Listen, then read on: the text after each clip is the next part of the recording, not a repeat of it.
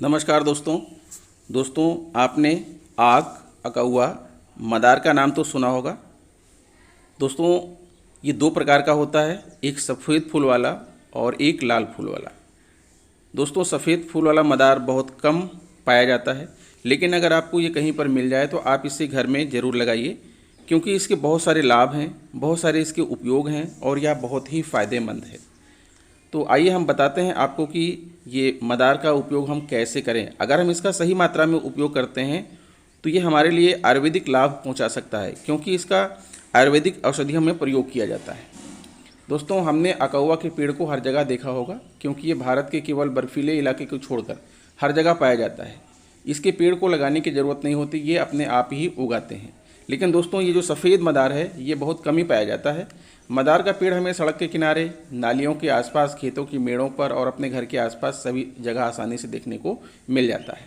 मदार का पेड़ गर्मियों में हरा भरा रहता है और बरसात में सूख जाता है। ये पेड़ दो प्रकार का होता है, एक वो जिसमें सफ़ेद फूल आते हैं और दूसरा वो जिसमें बैंगनी रंग के फूल आते हैं।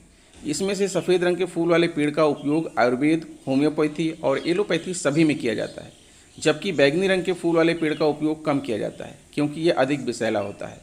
मदार की पेड़ की पत्ती, जड़, फूल तथा दूध सभी औषधियों के रूप में प्रयोग करते हैं। दोस्तों इसकी पहचान कैसे करें? इसका पेड़ 4 से 12 फीट की ऊंचाई तक लंबा हो सकता है। इसके पत्ते आयताकार और मोटे होते हैं, जिनकी लंबाई और चौड़ाई 6x3 हो सकती है। इसके पत्तों का रंग गहरा हरा ना होकर हल्का भूरा सा होता है। इसके पत्तों या डंडी को तोड़ने पर दूध जैसा तरल पदार्थ निकलता है। इसके फल कैरी के समान होते हैं, जो कि पक जाने पर अपने आप ही फट जाते हैं और उसमें से रुई जैसे ढके काले रंग की बीज निकलते हैं। इसकी दो प्रजातियां होती हैं, एक में सफ़ेद रंग के फूल लगते हैं तो एक में बैंगनी रंग के फूल लगते हैं। दोस्तों मदार के विभिन्न नाम हैं। इसे हम निम्नलिखित नामों से बोलते हैं, जैसे कि अर्क, श्वेतार्क, अकौ, आक, आकंद, आकमदार, धोलो, आकड़ो, अकौवा आदि। दोस्तों मदार के पेड़ को लेकर लोगों के मन में बहुत सारी गलतफहमियां हैं कि मदार के पेड़ के केवल फूल ही भगवान शंकर को चढ़ाने के काम में आते हैं और इसके अलावा इसका कोई उपयोग नहीं है, और यह पेड़ जहरीला होता है। अगर कोई इसके पत्ते, फूल या फल खा ले तो वह मर जाता है। इसीलिए आप लोगों ने देखा होगा कि हमारे घर के बड़े लोग बच्चों को इस पेड़ से दूर रहने को कहते हैं, और ये भी कहते हैं कि अगर इसके दूध को आंखों में लगा लो तो हमारी आंखें फूट जाती हैं और हम अंधे हो जाते हैं। लेकिन ये सब पूरी तरह से सही नहीं है, क्योंकि इस पौधे के बहुत से लाभ होते हैं जिससे हम पूरी तरह से अनजान हैं। दोस्तों मदार का पेड़ वैसे तो जहरीला होता है, लेकिन फिर भी इसका प्रयोग आयुर्वेद में औषधि के रूप में किया जाता है, क्योंकि इसके प्रयोग से बहुत सारी बीमारियों को ठीक किया जा सकता है। अगर हम मदार के पत्ते, फूल, जड़ और दूध का सही मात्रा में प्रयोग करें तो इसके बहुत सारे फायदे होते हैं।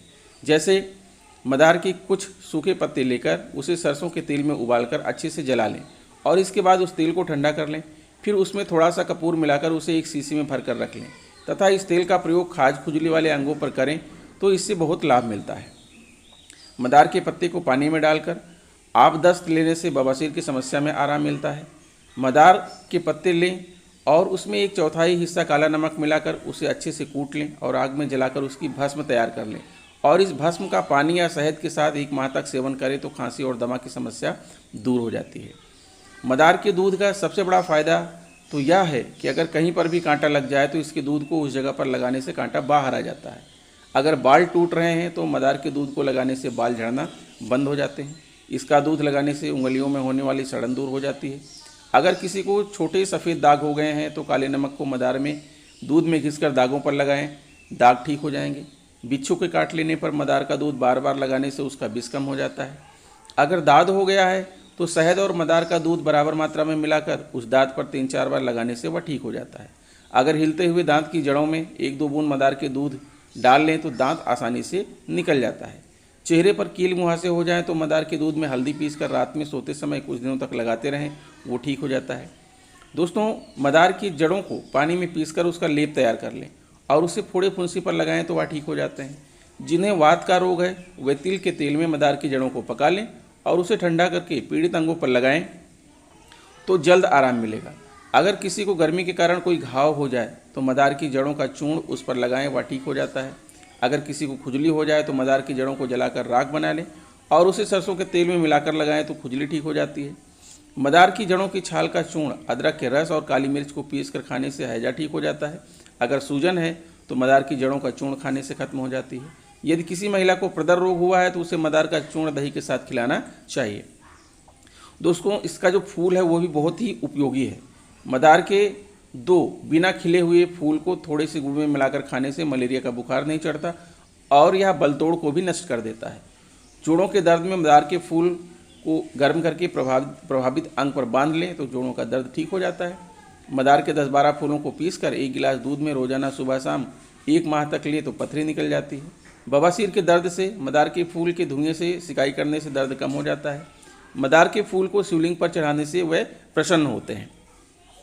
दोस्तों जहाँ इसके बहुत सारे फायदे हैं वहाँ कुछ नुकसान भी है। जैसा कि हम जानते हैं मदार का पेड़ विषैला होता है। इसके विषैले होने के कारण इसके कई नुकसान भी हो सकते हैं। अगर हम मदार के पेड़ के किसी भी भाग जैसे फूल, पत्ते, जड़, तना या दूध का उपयोग औषध के रूप में करते हैं तो हमें इसका उपयोग सीमित मात्रा में करना होता है। अगर इसकी मात्रा ज़्यादा हो जाए तो यह हमें हानि भी पहुंचा सकती है। इसलिए जब भी मदार के पेड़ का उपयोग करें तो पहले उसके बारे में सारी जानकारी प्राप्त कर लें। दोस्तों सफ़ेद मदार श्वेतार्क का जो पौधा है उसे हिंदू धर्म में उसका बहुत बड़ा महत्व है। जैसा कि आप जानते ही होंगे कि सफ़ेद आग का प्रयोग पूजा में किया जाता है। इसके पुष्प से भगवान शिव की आराधना की जाती है। यह पौधा बड़ा ही चमत्कारी, एकाग्रता, स्वास्थ्य और उत्साह को देने वाला है। इसे अपने घर में रखने वालों पर भगवान शिव और भगवान गणेश की विशेष कृपा रहती है।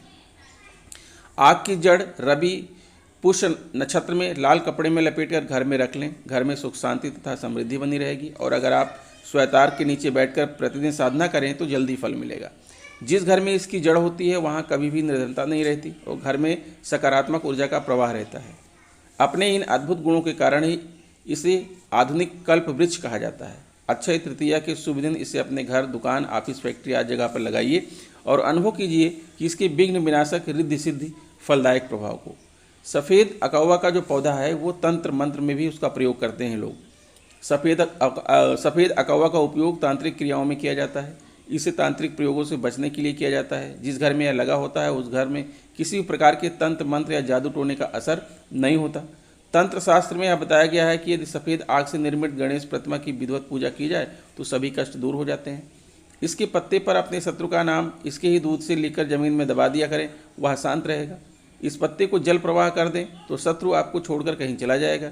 इस पत्ते से यदि होम करते हैं तो शत्रु का भगवान ही मालिक है। सफ़ेद अकौवा के फल से निकलने वाली रुई की बत्ती तिल के तेल के दीपक में जलाकर लक्ष्मी साधनाएं करें, माँ की आप पर कृपा बनी रहेगी। 3-4 वर्ष से अधिक पुराने वृक्ष की कुछ जड़ें लगभग गणेश जी की आकृति में प्रायः मिल जाती हैं। यदि गणपति जी की आकृति स्पष्ट ना हो तो किसी कारीगर से आकृति बनवाई जा सकती है। इसको अपनी पूजा में रखकर नियमित पूजन आराधना करने से त्रिसुखों की प्राप्ति होती है। शास्त्रों में मदार की स्तुति इस मंत्र से करने का विधान है। चतुर्भुज रक्तनु त्रिनेत्रम पाशाकुशव मोदरक पात्रदंतो करैर्दध्यानम सरसीरुहस्थम गणाधि नामम राशिचु यडमीडे। ये मंत्र है दोस्तों जिससे जो है मदार की जो है स्तुति की जाती है। तो दोस्तों देखा आपने कि ये सफ़ेद मदार का जो पौधा है, इसकी जड़, इसकी पत्ती, इसका दूध, इसके फूल कितने उपयोगी हैं। अगर आपको कहीं ये मिल जाता है तो आप इसे अपने घर में एक गमले में ज़रूर आरोपित करें, क्योंकि यह बहुत ही जो है सुख सुविधाएं प्रदान करने वाला पौधा है। तो दोस्तों आशा करता हूँ वीडियो आपको अच्छी लगी होगी। अगर वीडियो अच्छी लगी तो प्लीज़ मेरे चैनल को सब्सक्राइब कर लीजिए, बेल आइकन को प्रेस कर दीजिए। मिलते हैं आपसे नेक्स्ट वीडियो में कुछ नई जानकारी लेकर। तब तक के लिए नमस्कार।